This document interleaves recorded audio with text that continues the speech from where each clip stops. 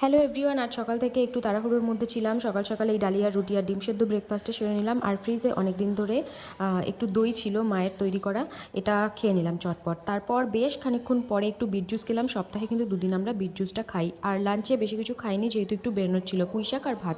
তারপর বেরোলাম। ট্রেন দিয়েছিল, বাবার সাথে যাচ্ছিলাম, তাই জেনারেলে উঠতে হয়েছিল। ট্রেন কিন্তু বেশ ফাঁকাই ছিল। তারপর আমরা 1 ঘন্টা বাদে হালিশহরে নামি।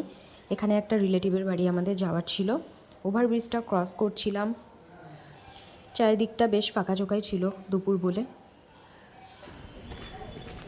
ওখান থেকে আমরা গিয়েছিলাম একটা মন্দিরে, দেখতেই পাচ্ছ তোমরা। একটা মন্দিরে এসেছি, মা আসেনি, আমি আর বাবা এসেছি। এই মন্দিরে কিন্তু মায়ের ছবি তোলা, মানে ঠাকুরের ছবি তোলা একদমই নিষিদ্ধ ছিল, কিন্তু তাও মায়ের দেখার ইচ্ছে ছিল, আমার মায়ের দেখার ইচ্ছে ছিল সবটা। তাই আমি একটু একটু করে ভিডিও পুরোটা তুলে নিয়েছি, যাতে মাকে দেখাতে পারি। মা এই জায়গাটায় আসার জন্য ভীষণ মায়ের ইচ্ছে ছিল, কিন্তু আসতে পারিনি। এই যে ঠাকুরকে দেখলাম, তারপর এই যে ভোলেনাথ।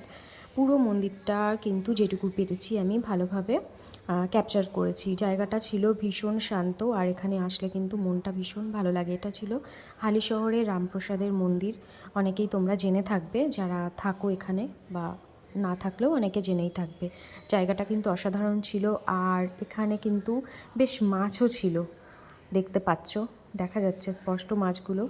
আর এই জায়গাটা কিন্তু দারুণ লাগছিল। তারপর এখান থেকে আমাদের একটু তাড়াতাড়ি ফিরতে হবে, যেহেতু ট্রেন ধরবো আবার বাড়ির জন্যে। টোটো ধরে নিলাম।